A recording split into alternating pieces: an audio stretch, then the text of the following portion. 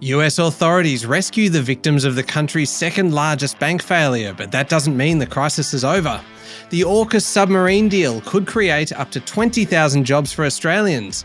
And Cyclone Freddy becomes the longest tropical storm ever. It's Tuesday, the 14th of March, 2023. Welcome to Fear and Greed, Australia's most popular business podcast. I'm Michael Thompson, and good morning, Sean Aylmer. Good morning, Michael. Sean, after the show, you've got an interview with Peter Deans, who is a former bank chief risk officer and founder of Not Without Risk Consulting. And it's about the story that everyone's talking about right now. Yes, the failed Silicon Valley Bank. What happened there? It's a bank in the US. Why is it that the failure of a bank in California can have such enormous ramifications for the rest of the world, to the point where people in Australia are thinking, maybe the Reserve Bank won't lift interest rates quite as much? We talked to Peter all about it. We try and get a bit technical with him on the collapse of this bank, and he certainly has a background to explain pretty well what's going on there.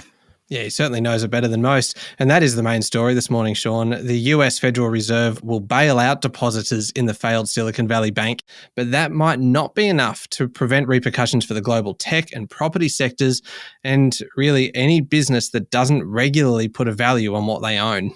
Yes, Michael, the short-term crisis is over, but not the long-term crisis. As you said, the Fed has stepped in to make sure organisations get their deposits back, including some Australian companies such as Life360, Whisper, Sezzle and SiteMinder. But the collapse of the Silicon Valley Bank, SVB, has put under the spotlight the practices of not just regional banks in the US, but also companies who don't regularly revalue their assets. Now, part of the problem at SVB is it worked with pretty much one sector, the tech sector, and that sector's been squeezed.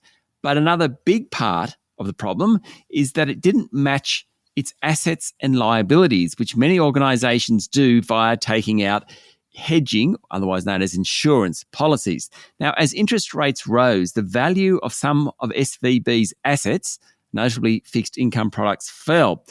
Let me try and give you an example to explain this. It's a bit like the Aussie property market. The value of homes across the country are down nearly 10%.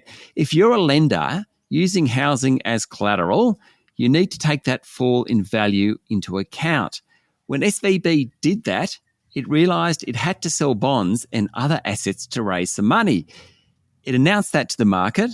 That triggered a run on the bank, and it was pretty much all over Red Rover.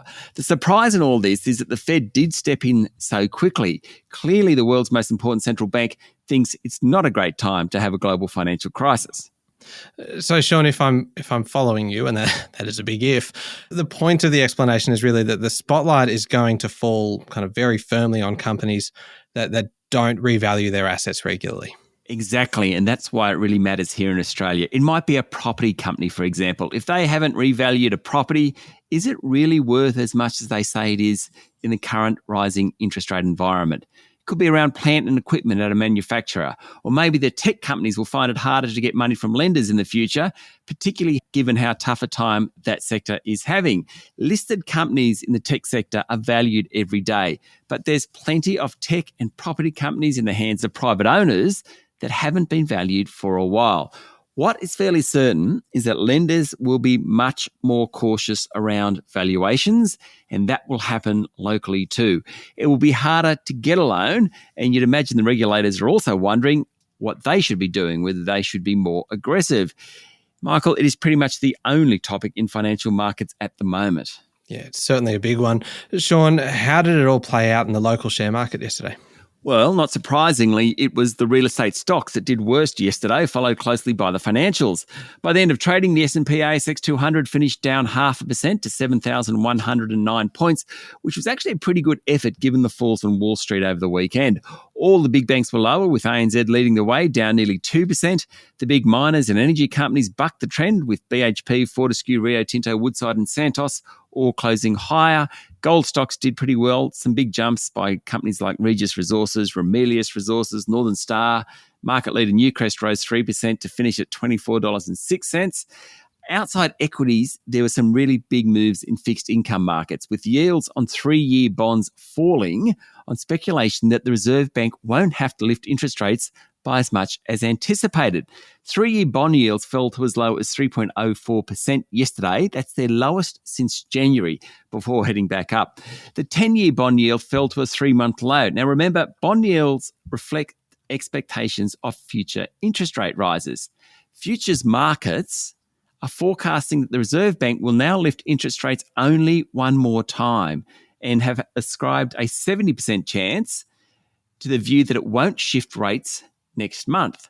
It's because investors are taking the view that the central banks around the world won't want to risk more bank collapses by pushing rates much higher. It is incredible how the collapse of Silicon Valley Bank in California has changed the view on interest rates in Australia. Sean, was there any other fallout for international markets? Well, the action by the US Federal Reserve to protect depositors yesterday morning, Australian time, calmed global markets. Investors are worried about a financial crisis, and the place to be when risk is high is in US-denominated assets. But at the same time, the Fed's action suggests to some market watchers that interest rates might not need to go as high in the world's largest economy, and that puts downward pressure on the US dollar. So where's all that leave us? The Aussie dollar has bounced back from its 4-month lows over the weekend. It's buying 66.6 US cents. Brent crude is flat. Gold's up a bit, hence the rise in local gold companies. And cryptos have bounced a bit with some risk taken out of the market. In fact, Bitcoin's trading around 22,450 US dollars a unit. But this is a moving feast. It'll be interesting to see how the next few days and weeks roll out. Sean, I have a notoriously short attention span, and often when, shouldn't admit this, but often when you're speaking, I tend to drift off sometimes. Today, I have paid very, very close attention because I needed to, because you have covered a lot in the first, 5, 6, 7 minutes. Did you understand any of it though? Yes, I did, and that was because I was wary the entire time that at any moment you could ask me a question about it. And I'm like, I do not want to get caught out today. Well, thank you for listening. You're most welcome. It's kind of what I'm here for. We'll be back in a moment with the rest of the day's business news.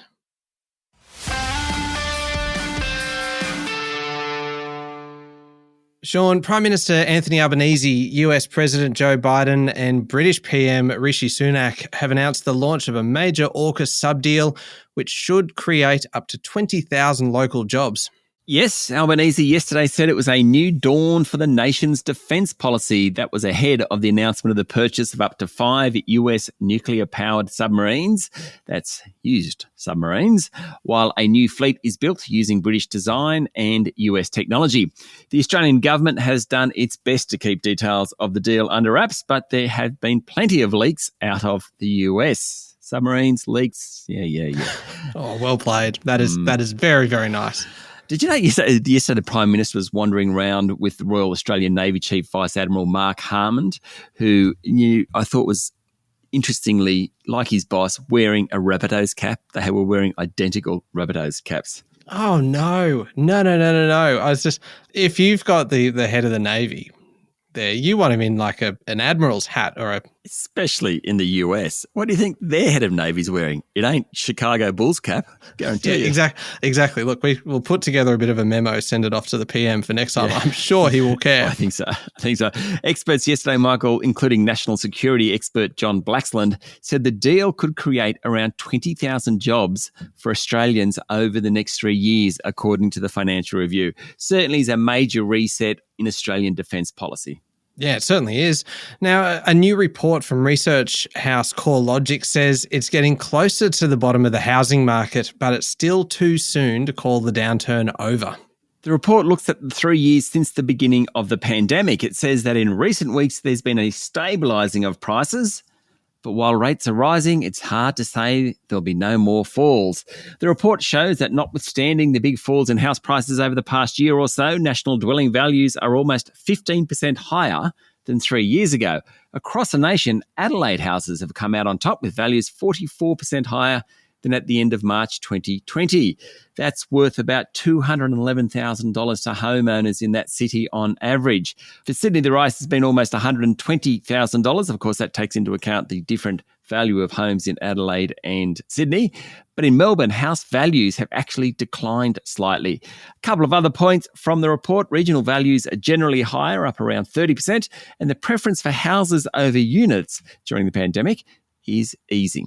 ASX-listed biotech Neuren has received Federal Drug Administration approval in the US, Sean, for its drug to treat the neurological disorder Rett syndrome.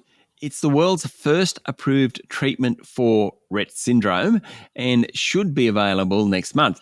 Rett syndrome is a genetic neurological and developmental disorder that affects the way the brain grows. The drug will be licensed to US pharmaceutical group Arcadia, with Neuren set to receive $40 million in a milestone payment upon first commercial sale and an estimated $70 million in royalty revenues. Neuren's share price jumped nearly 20% yesterday, and it's more than doubled since a year ago. The company has several other drugs at trial stage for which it will seek regulatory approval if the clinical data turns out as it wants it to turn out. I just think it's a great story, a positive story on a day like today. Yeah, that's a great story, Sean. Looking at international news now, China's reappointed President Xi Jinping has given his first speech of a new third term, highlighting national security. Yes, Xi said the great rejuvenation of the Chinese nation has entered an irreversible historical process. Last week, he was reappointed for another 5 years at the helm of the world's most populous nation. It was a break with long-standing political precedent and ensures Xi is the most powerful Chinese leader in generations. He thanked the thousands of delegates at Beijing's Great Hall of the People for giving him a third term. Not sure they had much choice, to be honest. And he vowed to take the needs of the country as my mission and the interests of the people as my yardstick. Do you reckon he writes his own speeches? Oh, maybe. I'm not sure. I don't like these kind of incredibly grand rhetorical speeches by presidents. Probably none of them write them, really. Yes, well, I mean, if the West Wing taught us anything, it's that very few presidents write their own material. Yes, true. But you would think that one like this, where everyone's going to be watching to see what you're going to say, that you would be going, this is my chance to say something that will be kind of attached to my name forever. Well, it's not JFK, is it? I mean, John Kennedy, speechwriter, was spectacularly good. And they're sorts of phrases that are still being spoken about 50 and 60 years later. I just don't think Xi Jinping's kind of needs of the country as my mission and the interests of the people as my yardstick are going to quite match it. Then again, also, I don't think Anthony Albanese has delivered a speech that anyone will be quoting for generations to come just yet either. So has anyone? Maybe Kevin Rudd's sorry speech, maybe the apology speech might get close to it. Yes. Julia Gillard, the misogyny speech in Parliament. Yeah. Yep. And so I reckon that's probably the only one in recent politics that will still be quoted for decades to come. Yes, and the Julia Gillard one, of course, I'm sure, well, I don't know, but I suspect she's made that one up off the cuff. Which makes it actually even more impressive, doesn't it? Yeah, it does. It does. Anyway, we have gone way off topic, but thank you for indulging me there a little bit, Sean. Washington is under pressure to crack down on Mexico's drug cartels after 4 US citizens were kidnapped by gunmen and 2 were ultimately killed. The brazen kidnap and murder of Americans in a Mexican border city has triggered calls for President Andrés Manuel López Obrador to intervene to crack down on Mexico's drug cartels as US opioid deaths soar. 4 US citizens were kidnapped by gunmen shortly after travelling from Texas for cosmetic surgery. 2 were later found dead and 2 alive, according to the Financial Times. Now, Republican politicians have seized on the kidnapping and murders to call for US military intervention against Mexican drug lords and to attack López Obrador for enabling traffickers. Official figures, Michael, show that fentanyl, a synthetic opioid smuggled from Mexico, killed more than 70,000 Americans in the year to last August. That is extraordinary. Just astounding. Hard to get your head around. Yeah, that is a huge number. Sean, Cyclone Freddy, which is a storm lashing Mozambique for a second time, is solidifying its status as the most relentless tropical cyclone ever observed. Yes, on March 7, it became the longest-lived tropical cyclone ever recorded, according to a report in the Washington Post. Now it has shattered the record for the planet's most energetic storm. It first developed on February 6 north of Western Australia and has traced an 8,850-kilometre path to southeastern Africa.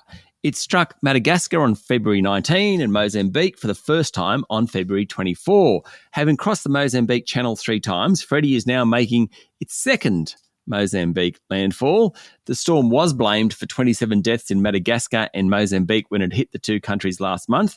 Freddy attained Category 5 strength twice over the southern Indian Ocean in mid-February and has been named for 34 days. Now, that eclipses the previous world record holder, Hurricane John, back in 1994, which spent 31 days as a named Pacific storm. Hurricane John, the names aren't particularly kind of unusual, but those stats are fascinating. I'm putting that down as my most remarkable story of the week for next weekend. Okay, you've got it. I might not use it, but I'm just trying to psych you out a little bit, Sean. Finally, one last one, of course, it was Oscars night as well in the US. Not much success for the Aussies, though. No, but what the Oscars did tell me that I have to watch Everything, Everywhere, All at Once. It won Best Picture. Its stars won Best Actress, Best Supporting Actress, Best Supporting Actor. I think it won the Oscar for Best Director, for Best Film Editing. Pretty good effort, Michael. It's not bad, is it?